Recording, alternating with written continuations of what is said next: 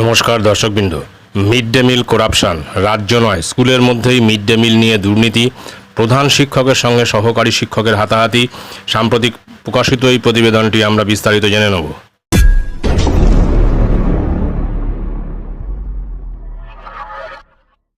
যেখানে খাদ্যাভাব দেখা দেয় সেখানে শিক্ষা বিলাসিতা। শুধুমাত্র দুবেলা খাবার জোগাড় করার তাগিদেই বহু শিশু শিক্ষার্থী পরিণত হয় শিশু শ্রমিকে।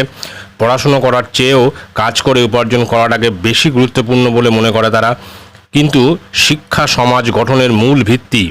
সমাজকে সুগঠিত করতে চাইলে প্রত্যেকটি শিশুর সুশিক্ষিত হওয়া প্রয়োজন, আর তার জন্যই সরকারের তরফ থেকে প্রত্যেকটি স্কুলে মিড ডে মিল প্রকল্প চালু করা হয়েছিল, যাতে শিক্ষার্থীরা স্কুলে এসে অন্তত একবেলা পেট ভরে খেতে পারে।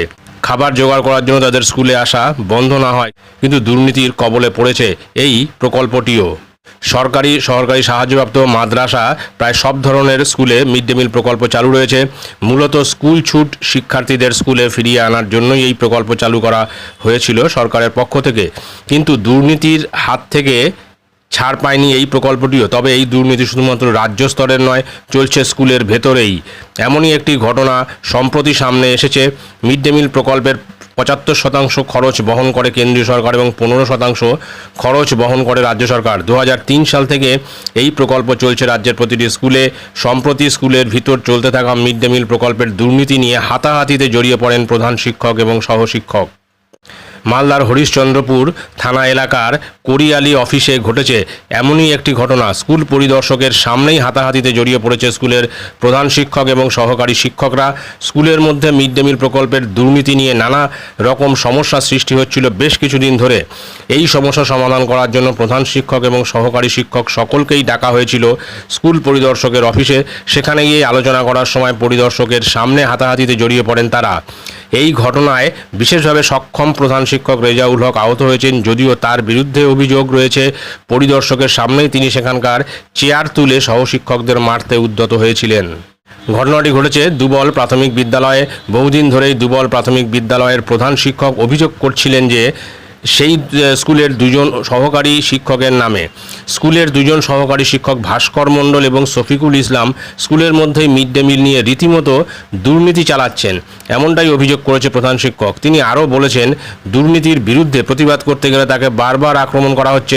এই ঘটনার নিষ্পত্তি করার জন্য স্কুল পরিদর্শকের অফিসে ডাকা হয়েছিল দুই পক্ষকেই। নিষ্পত্তি হওয়া তো দূরের কথা, উল্টে হাতাহাতিতে জড়িয়ে পড়েন দুই পক্ষই। স্কুলের পরিদর্শক মনিরুল ইসলামের সামনেই ঘটেছে ঘটনাটি।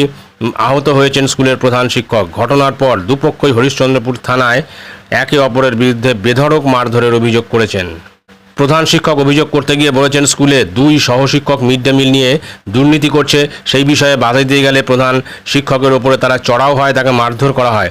উল্টো দিকে প্রধান শিক্ষকের বিরুদ্ধে অভিযোগ করা হয়েছে যে মিড ডে মিল নিয়ে দুর্নীতি করছেন প্রধান শিক্ষক স্বয়ং। তাকে বাধা দিতে গেলে তিনি উল্টে সকলকে হুমকি দিচ্ছেন। স্কুল পরিদর্শকের সামনেই তিনি সহশিক্ষকদের গায়ে হাত তোলেন। স্কুল পরিদর্শক মনিরুল ইসলাম জানিয়েছেন, প্রধান শিক্ষকের বিরুদ্ধে মিড ডে মিল ছাড়াও আরও একাধিক অভিযোগ উঠেছে। সব কিছু নিয়ে হরিশ্চন্দ্রপুর থানায় অভিযোগ জানানো হয়েছে। সুতরাং বোঝা যাচ্ছে স্কুলের একটা বিশাল বড় ফান্ড হচ্ছে এই মিড ডে মিল। এখন মিড ডে মিলে কী রকম ধরনের দুর্নীতি হয় সেখানে সেটা কিন্তু স্কুলে যারা কর্মরত তারা ছাড়া বাইরে থেকে বোঝা খুব মুশকিল। মিড ডে মিলে যারা পরিদর্শনে আসে তারা কিন্তু এই বিষয়টা সম্পূর্ণটাই বোঝে, তা সত্ত্বেও তারা কিন্তু সেরকমভাবেই রিপোর্ট পেশ করে। এখন এই দুর্নীতির থেকে, মিড ডে মিলের এই দুর্নীতি থেকে কিন্তু স্কুলগুলিকে বের করা খুব মুশকিল। সেরকমভাবে কঠোর ব্যবস্থা না নিলে কিন্তু এই স্কুলের মিড ডে মিল থেকে বের হওয়া খুবই মুশকিল। তো যাই হোক, আপনারা কমেন্ট করে জানাতে পারেন। ভিডিওটি ভালো লাগলে অবশ্যই সাবস্ক্রাইব করবেন চ্যানেলটি পরবর্তী আপডেট ভিডিও পাওয়ার জন্য। ধন্যবাদ।